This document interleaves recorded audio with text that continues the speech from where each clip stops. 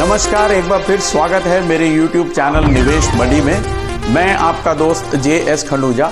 Last 30 years से I have been empowering my investors where to invest, when to invest and how to invest. तो आज हम बात करेंगे इस वीडियो में सुकन्या समृद्धि योजना, और मेरी रिक्वेस्ट है आपसे कि इस वीडियो को पूरा अंत तक, लास्ट तक ज़रूर देखें।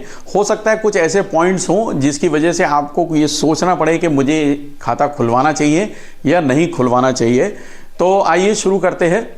Sukanya Samriddhi Yojana, this scheme was launched on 22 of January 2015। Government of India ने लॉन्च करी थी और इसका उद्घाटन किया था हमारे prime minister mister Narendra Modi ji ने under the campaign of BBBP, यानी कि बेटी बढ़ाओ और बेटी पढ़ाओ। ये scheme backed by government of India है। ये एनकरेज करती है उन पेरेंट्स को जिनकी की गर्ल चाइल्ड है, यानी कि फीमेल चाइल्ड है, उनको एनकरेज करती है उनके फ्यूचर प्लानिंग के लिए, उन बच्चों की एजुकेशन के लिए या उस गर्ल चाइल्ड की मैरिज के लिए ये योजना बनाई गई थी। और इस योजना को जो गर्ल चाइल्ड के पेरेंट्स हैं वो कहीं पे भी खुलवा सकते हैं। इसको पोस्ट ऑफिस में भी खुलवा सकते हैं, इसको किसी ऑथराइज बैंक में भी इस अकाउंट को खुलवा सकते हैं। SSY अकाउंट ओपनिंग की अगर हम बात करें कि 2015 में जब ये स्कीम लॉन्च हुई थी गवर्नमेंट ऑफ इंडिया की तरफ से, तो 123 करोड़ रुपए पहले वर्ष इसके अंदर जमा हुए थे, जहां 2017 में 17,156 करोड़ रुपए जमा हुए। 2020 में ये बढ़ते बढ़ते 72,880 करोड़ रुपए हो गए, और दिसंबर 2022 तक का हमारे पास आंकड़ा है, जो डेटा है वो ये बताता है कि 1,62,154 करोड़ रुपए, काफ़ी बड़ी अमाउंट है, वो सुकन्या समृद्धि योजना में जमा हुई। आज इस वीडियो में जो हम डिस्कस करेंगे वो डिस्कस करेंगे कि सुकन्या समृद्धि योजना क्या है, उसकी एलिजिबिलिटी क्राइटेरिया, उसके फीचर्स और बेनिफिट, और प्री मैच्योर विड्रॉल, और सबसे इंपॉर्टेंट चीज़ जिसके लिए ये वीडियो तैयार की गई है आप लोगों के रिक्वेस्ट पे, वो ये है कि 5 मेजर डिसएडवांटेजेस, ऐसे कौन से 5 मेजर कारण हैं जिसकी वजह से हमारे को ये अकाउंट खुलवाना चाहिए या नहीं खुलवाना चाहिए, इस पे हम मेजरली आज डिस्कस करेंगे। तो शुरू करते हैं। तो शुरू करने से पहले आप सभी से रिक्वेस्ट है कि मेरे चैनल को अभी तक आपने सब्सक्राइब नहीं किया है तो प्लीज उसे सब्सक्राइब कर लें, और हमसे जुड़े रहने के लिए बेल आइकन जरूर दबा दें। वीडियो अंत तक देखिएगा, वीडियो काफी इंटरेस्टिंग रहने वाली है। What is सुकन्या समृद्धि योजना, आज इस पे शुरुआत करते हैं। सुकन्या समृद्धि योजना स्पेशली तैयार की गई है एक गर्ल चाइल्ड की फ्यूचर प्लानिंग के लिए, चाहे वो उसकी एजुकेशन की बात हो, चाहे उसकी मैरिज की बात हो। इसके लिए ये सन 2015 में प्रधानमंत्री मोदी जी ने इस स्कीम को लॉन्च किया था। इस योजना को कौन खोल सकता है, who can open this account? Parents या गार्जियन गर्ल चाइल्ड के, अगर बेटा है तो उसके लिए आप ये SSY योजना नहीं खोल सकते हैं, केवल और केवल गर्ल चाइल्ड के पेरेंट्स ही इस अकाउंट को खोल सकते हैं। और कहाँ खोल सकते हैं? पोस्ट ऑफिस में या किसी ऑथराइज बैंक में इसको हम खोल सकते हैं। और गर्ल की, जो गर्ल चाइल्ड है उसकी जो उम्र होनी चाहिए वो 1 दिन से लेकर 10 साल तक की होनी चाहिए। उससे ऊपर की लड़कियों के लिए, उससे ऊपर की गर्ल चाइल्ड के लिए ये खाता नहीं खोला जा सकता। अब मैक्सिमम नंबर ऑफ अकाउंट हम कितने खोल सकते हैं? हम इसमें मैक्सिमम 2 गर्ल चाइल्ड के लिए 2 अकाउंट खोल सकते हैं, यानी एक अकाउंट एक गर्ल चाइल्ड के लिए। और अगर ट्विन्स हैं या ट्रिपलेट गर्ल चाइल्ड हैं तो क्या स्थिति बनती है, आइए इसको भी समझ लेते हैं। मान लीजिए कि फर्स्ट गर्ल चाइल्ड है और उसके बाद दोबारा से या तो ट्विन्स हो जाती हैं, तो हम मैक्सिमम 3 गर्ल चाइल्ड के लिए हम ये अकाउंट खोल सकते हैं। अब अगर 3 लड़कियां हैं और अलग अलग समय में पैदा हुई हैं तो हम मैक्सिमम 2 ही अकाउंट खोल सकते हैं, तीसरे बच्चे के लिए हम ये अकाउंट नहीं खोल सकते। मिनिमम डिपॉजिट इसके अंदर पर ईयर हम 250 रुपए कर सकते हैं, और मैक्सिमम 1.5 लाख रुपए हम इसके अंदर जमा कर सकते हैं every year.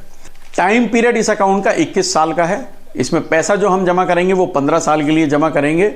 For example 0 as पे अगर अकाउंट खुलता है तो बच्ची की एज अगर 15 साल हो जाती है तो वहां तक हम पैसा जमा करेंगे, और इसकी मैच्योरिटी जो होगी वो 21 ईयर्स पे होगी। बिटिया जब 21 साल की हो जाएगी तब इसकी मैच्योरिटी मिलेगी। लास्ट का जो 6 साल का पीरियड है वो नॉन डिपॉजिट पीरियड है, उस समय हमको पैसे नहीं जमा करने हैं। Who can operate? पहले तो जब माँ बाप इसका खाता खुलवाते हैं तब वो ही इसको रन करते हैं, और बिटिया जब छोटी है तब तक माँ बाप चलाते हैं। जब वो 10 साल की हो जाती है या उससे बड़ी हो जाती है तब वो चाहे तो इस अकाउंट को खुद ऑपरेट कर सकती है। टैक्स बेनिफिट ऑन डिपॉजिट, इस पे क्या बेनिफिट मिलते हैं? सेक्शन 80C के हमें छूट मिलती है जो कि मैक्सिमम 1.5 लाख रुपए है, और मेच्योरिटी इसकी सेक्शन 10 के अंदर टैक्स फ्री होती है जो 21 साल बाद मिलेगी। अब बात आती है प्री मैच्योर विड्रॉल की। तो ये जो योजना है वो 50% विड्रॉल अलाउ करती है 18 साल की उम्र पे। जब गर्ल चाइल्ड 18 साल की हो जाती है, उसके एजुकेशन के लिए अगर माँ बाप को पैसा चाहिए तो इस अकाउंट में से हम 50% पैसा निकाल सकते हैं। और नॉर्मल क्लोजर भी हम इसका कर सकते हैं अगर उस बिटिया की शादी के लिए हमें प्रबंध करना है और वो 18 साल से ऊपर की हो गई है, तो उस समय हम इसको नॉर्मल क्लोजर भी कर सकते हैं। अगर माँ बाप की सडन डेथ हो जाए तो क्या होता है इस खाते के अंदर? तो पहला एक ऑप्शन है कि the girl child can close the account and withdraw all the money. अगर वो चाहे तो अपने माँ बाप की मृत्यु के समय या गार्जियन की मृत्यु के समय में वो चाहे तो इस अकाउंट को पहले से और पूरा पैसा इंटरेस्ट सहित वापस ले ले। और ऑप्शन 2 उसके पास एक और है, वो चाहे तो इस अकाउंट को कंटिन्यू कर सकती है और आगे फर्दर उसको कोई भी पैसा डिपॉजिट करने की ज़रूरत नहीं है, और उसकी जब मैच्योरिटी होगी 21 साल के बाद, उसको मैच्योरिटी जो उसका पैसा जमा है ब्याज के साथ उसको वो वापस मिल जाएगा। Sudden death of girl child, अब अगर इस अकाउंट के ऑपरेट होते हुए 21 साल के अंदर बच्चे की डेथ हो जाती है तो उस केस में the account will automatically close on the event of death of the girl child. Automatically account बंद हो जाएगा जैसी ही बच्ची की अगर डेथ हो जाती है। The accumulated principal along with interest वो पेरेंट्स को मिल जाएगा, जो भी ब्याज बना है या जो भी प्रिंसिपल उसका जमा हुआ है। The SSV account can be close before maturity, क्या हम इसको बंद कर सकते हैं मैच्योरिटी से पहले? जी हाँ, in case of medical emergency इसको बंद कर सकते हैं। गर्ल चाइल्ड के साथ अगर कोई बीमारी की दिक्कत आती है तो इसको हम बंद करके पैसा ले सकते हैं। If the girl child becomes non resident, NRI बन जाती है, वो यहाँ से फॉरेन कंट्री शिफ्ट चली जाती है, इंडियन रेजिडेंट नहीं रहती है, तो भी इस अकाउंट को हम बंद करके पूरा पैसा इंटरेस्ट सहित वापस ले सकते हैं। एडवांटेजेस क्या हैं, इसके बेनिफिट क्या हैं? सबसे पहला बेनिफिट ये है कि interest is accumulated as per the rate announced by the government. इसके अंदर हमें ब्याज मिलता है, जो सबसे पहला बेनिफिट है, और वो ब्याज किस रेट से मिलता है हमें? जो भी गवर्नमेंट हर साल इसको अनाउंस करती है। और करंट रेट इसके अंदर 7.60 पर एनम का रेट है 31 मार्च 2023 के हिसाब से, जो कि क्यूमुलेटिव इंटरेस्ट है। तो अब हम देखते हैं कि इसमें नेगेटिव पॉइंट्स क्या हैं। ऐसी कौन सी 5 बातें हैं जो ये हमें सोचने पे मजबूर कर देती है कि हमें ये अकाउंट खुलवाना चाहिए या नहीं खुलवाना चाहिए, और इस वीडियो की सबसे इंपॉर्टेंट बात यही है। तो चलिए आइए देखते हैं क्या है ये इंपॉर्टेंट बातें। Disadvantage number 1, interest rate. इसका जो इंटरेस्ट रेट है वो एवरी ईयर फॉल हो रहा है, हर साल गिर रहा है, जो कि बहुत ही खराब बात है। अब इंटरेस्ट की अगर बात करेंगे तो जब ये योजना शुरू हुई थी तो 31/3/2015 में 9.10 का रेट ऑफ इंटरेस्ट था, जो अगले साल थोड़ा सा बढ़ा, फिर उसके बाद ये लगातार गिर रहा है। 2016 में 8.6 हो गया, 2017 में 8.5, फिर उसी साल में 8.4, फिर तीसरी बार गिरा 8.3 हो गया, 2018 में 8.1 हुआ, 2019 में थोड़ा सा बढ़ा है 8.5 हुआ, 2020 में 8.4 फिर से गिरा, और 2023 में तो बहुत गिरा दिया, 7.6 कर दिया। यानी 9.1 से जो स्कीम स्टार्ट हुई थी वो आज की तारीख में आपको 7.6% का रेट ऑफ इंटरेस्ट दे रही है। ये सबसे बड़ा ड्रॉबैक है। जो जिस स्कीम में हमने 1.5 लाख रुपए हर साल पैसा जमा करना शुरू करा, तो ये सोच के करा कि 9% या 9.1% का इंटरेस्ट रहेगा और 21 साल में मेरे बेटी के फ्यूचर के लिए बहुत अच्छे पैसे इकट्ठे हो जाएंगे, लगभग 80 लाख रुपए इकट्ठे हो जाएंगे। लेकिन आज ये रेट ऑफ इंटरेस्ट गिर रहा है और हो सकता है आगे भी गिर जाए, गवर्नमेंट की स्कीम है, नहीं मालूम। तो falling of rate of interest जो है वो सबसे बड़ा डिसएडवांटेज है। दिसंबर 2014 से मार्च 23 तक ये 9.1 से 7.6% आ गया, जो कि बहुत खराब बात है। लगभग 1.5% 9 साल के अंदर ब्याज का रेट गिर गया। अब दूसरे नंबर की डिसएडवांटेज ये है कि नो गारंटी। कहते हैं कि गारंटेड प्लान है, बट गारंटी है भी और गारंटी नहीं भी है। किस चीज़ की गारंटी नहीं है? क्योंकि रेट ऑफ इंटरेस्ट की कोई गारंटी नहीं है। आज 9% है, कल 8 हो गया, अब 7.6 हो गया, कल ये 5% रह जाए या 4% रह जाए, इस बात की कोई गारंटी नहीं है। तो ये सबसे बड़ा एक और डिसएडवांटेज है कि 9 time rate of interest change in 8 years. 8 साल के अंदर 9 बार रेट ऑफ इंटरेस्ट के अंदर चेंजेस आए हैं, जो कि बहुत बड़ा डिसएडवांटेज है, जो ये कहता है कि इसमें इंटरेस्ट की कोई गारंटी नहीं है कि कल को आपकी इस योजना में आपको कितना ब्याज मिलेगा। और आप देखेंगे कि 9 चेंजेस आए हैं 8 साल के अंदर, जिसमें से 7 बार इंटरेस्ट गिरा है। थर्ड डिसएडवांटेज है लिक्विडिटी। आप 1.5 लाख रुपए हर साल जमा कर रहे हैं, 10 साल में आपने 15 लाख रुपए जमा कर दिया, 5-7 लाख रुपए उसके ऊपर इंटरेस्ट भी हो गया। आज 15-16 लाख रुपए की अगर आपको किसी इमरजेंसी के लिए ज़रूरत पड़ती है अदर देन मेडिकल, तो इसमें लिक्विडिटी नहीं है, इसमें पैसा नहीं निकल सकता है। हालांकि कुछ लोगों का कहना है कि ये एडवांटेज है, पैसा ना निकले तो अच्छी बात है, लेकिन किसी भी इन्वेस्टमेंट के अंदर लिक्विडिटी ज़रूर होनी चाहिए। इन एन इमरजेंसी अगर आपको ज़रूरत पड़ती है तो पैसा मिल जाना चाहिए। You cannot withdraw your own money, आप ज़रूरत पे अपना पैसा नहीं निकाल सकते हो और अकाउंट को बिना वजह आप क्लोज भी नहीं कर सकते हो। अब चौथा डिसएडवांटेज क्या है? Role of parents. Role of parents finishes after the girl attains the age of 18। जैसे ही बिटिया 18 साल की होती है, पेरेंट्स का रोल इस स्कीम से खत्म हो जाता है, जो कि बहुत अच्छी बात नहीं है। अकाउंट मान लीजिए कि फॉर एग्जांपल 0 एज पे किसी लड़की के लिए आपने खोला और 1.5 लाख रुपए हर साल जमा करें, तो 15 साल आपने जमा कर लिए 22.5 लाख रुपए, 1.5 लाख हर साल के हिसाब से। और जब गर्ल चाइल्ड 18 साल की होगी और उस समय इसकी वैल्यू है लगभग 40-42 लाख रुपए, वो चाहे तो इस समय 18 साल की हो चुकी है और वो पावर उसके पास आ गई है, वो चाहे तो ये 40-42 लाख रुपए निकाल सकती है, क्योंकि उसके पेरेंट्स का रोल 18 साल की उम्र में खत्म हो चुका है।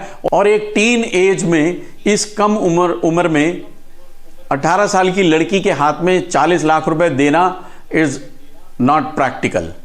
वो उस पैसे को खराब भी कर सकती है, बर्बाद भी कर सकती है।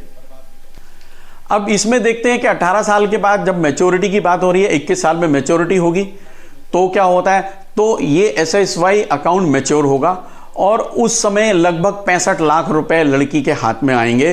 वो भी उम्र कोई बहुत ज़्यादा नहीं है, आज के हिसाब से 21 साल की लड़की की उम्र बहुत ज़्यादा मैच्योर नहीं होती है। और ऐसे में किसी लड़की को अगर 65 लाख रुपए मिल जाते हैं तो ये भी एक पेरेंट्स के लिए डिसएडवांटेज है। वो चाहे तो उसका मिसयूज़ कर सकती है और माँ बाप को वो पैसा हो सकता है कि ना मिले। 5वीं डिसएडवांटेज है कि इसके अंदर कोई रिस्क कवरेज नहीं है।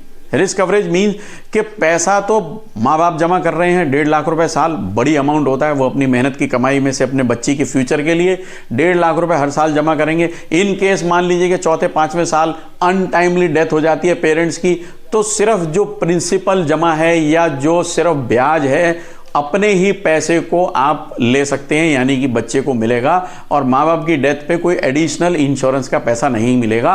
तो इतनी बड़ी अमाउंट में मेरा एक ये सजेशन है गवर्नमेंट के लिए, और आप भी ये सजेशन दे सकते हैं कि इतनी बड़ी अमाउंट जमा करने के बाद अगर इंश्योरेंस नहीं है तो इस स्कीम में इंश्योरेंस होना चाहिए या प्रीमियम वेवर बेनिफिट होना चाहिए। फॉर एग्जांपल 10 साल पैसा देने के बाद बचे हुए 5 साल से पहले अगर माँ बाप की डेथ हो जाती है तो आखिरी के 5 साल में गवर्नमेंट खुद वो पैसा डिपॉजिट करे, जैसा कि premium waiver benefit insurance companies के अंदर होता है। तो ये भी एक 5वां बड़ा डिसएडवांटेज है। तो इन सारे एडवांटेजेस और डिसएडवांटेज को देखने के बाद इसको मेजर करना आपका काम है। आपने एडवांटेजेस भी देख ली, इसके क्या फ़ायदे हैं, आपने डिसएडवांटेजेस भी देख ली कि इसमें क्या नुकसान है, हमें क्यों नहीं लेनी चाहिए और क्यों लेनी चाहिए। तो ये डिसाइड करने का काम आपका है, क्योंकि बिटिया आपकी है, पैसा आपका है और बिटिया के फ्यूचर के लिए, उसकी हायर एजुकेशन के लिए, उसकी मैरिज के लिए जो आप भी प्रोविज़न करते हैं, तो इन पॉजिटिव और नेगेटिव पॉइंट्स, एडवांटेज और डिसएडवांटेजेस को, इन दोनों बातों को मद्देनज़र रखते हुए अगर आप डिसाइड करते हैं तो ये आपके लिए बेहतर होगा। अब आपको डिसाइड करना है कि ये प्लान आपको लेना चाहिए या नहीं लेना चाहिए, या इससे बेहतर कोई और ऑप्शन आपके पास अगर अवेलेबल है मार्केट में, या उस पर जाना चाहिए। तो कमेंट करके बताएं कि क्या आप इंटरेस्टेड हैं इस स्कीम को लेने के लिए, क्या आपको लगता है कि आपको ये स्कीम लेनी चाहिए या नहीं लेनी चाहिए। प्लीज़ कमेंट करके बताएं। और वीडियो अच्छी लगी हो तो लाइक जरूर करें, अपनी फैमिली और फ्रेंड्स के साथ इसे शेयर करें, और चैनल को अभी तक सब्सक्राइब नहीं किया है तो प्लीज़ इसे सब्सक्राइब कर दें। Thank you so much for watching. Keep watching निवेश बनी।